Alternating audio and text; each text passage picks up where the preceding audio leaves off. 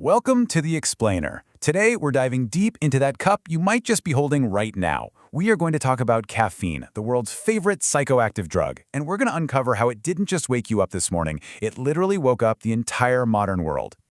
So, let's start with a thought that might just mess with everything you believe about that daily coffee. What if that jolt, that feeling of energy you get, isn't energy at all? What if it's just a really clever trick being played on your brain?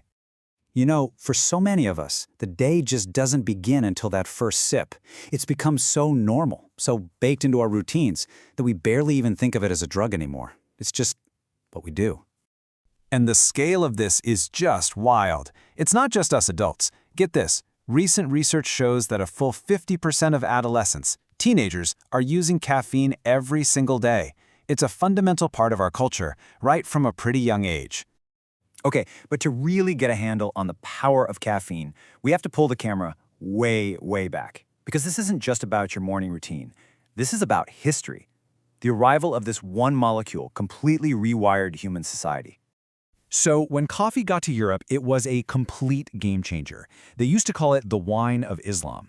And these new coffee houses that popped up in places like London, they weren't just shops. They were basically launching pads for a whole new kind of thinking that fueled this incredible period of growth we call the Enlightenment. And this slide just lays it out perfectly. Before coffee, what was the main social drink? Alcohol. People were kind of buzzed all day, partly because the water wasn't safe to drink. Then caffeine comes along and offers something that's not only safe, but makes you sober, sharp, and focused. Society quite literally sobered up, swapping the loud, drunken tavern for the quiet, productive coffee house. Exactly. They even called them penny universities. For the price of a cup of coffee, you got access to some of the most brilliant minds and debates of the time. They were these amazing melting pots for brand new ideas, where your social class didn't matter as much as the quality of your argument. And the ideas that came out of those coffee houses, well, they built our world. The London Stock Exchange started in a coffee house. Lloyd's of London Insurance? Yep, coffee house. Even scientific institutions like the Royal Society. But maybe the biggest thing? Caffeine fueled the Industrial Revolution. It gave us the night shift. For the first time in human history, our productivity wasn't tied to the sun. So we know it reshaped civilization, but how does it actually work its magic on your brain every single morning? Now we're going to zoom all the way in to the molecular level. And this is where we uncover what I like to call the great brain deception. Okay, so you've got this chemical in your brain called adenosine. The easiest way to think about it is as sleep pressure. The longer you're awake, the more of this stuff builds up. It's like a gauge slowly filling up all day, telling you how much sleep you need. It's actually a really simple process. You wake up, adenosine levels are at rock bottom. As you go about your day, your cells burn energy, and the waste product is adenosine. This stuff starts floating around and plugging into little docking stations, receptors on your brain cells. The more receptors they get filled, the sleepier you feel. The only way to empty them out, you guessed it, sleep. Now, this is where caffeine gets sneaky. There's a term for a substance like this. It's called an antagonist. Think of it like a key that fits perfectly into a lock, but it won't turn. It just sits there, physically blocking the real key from getting in and doing its job. And let me tell you, caffeine is a master antagonist. Okay, so this is it. This is the big reveal. Caffeine creates zero, zip, nada energy. It's not fuel. All it does, with incredible efficiency, is block your brain from getting the message that it's tired.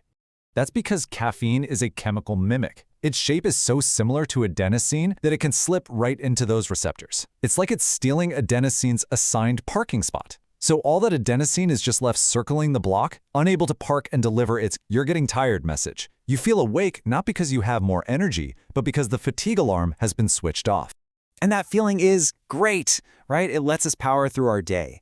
But hacking our biology like this doesn't come for free. Muting your body's natural fatigue signals day in and day out has some real consequences.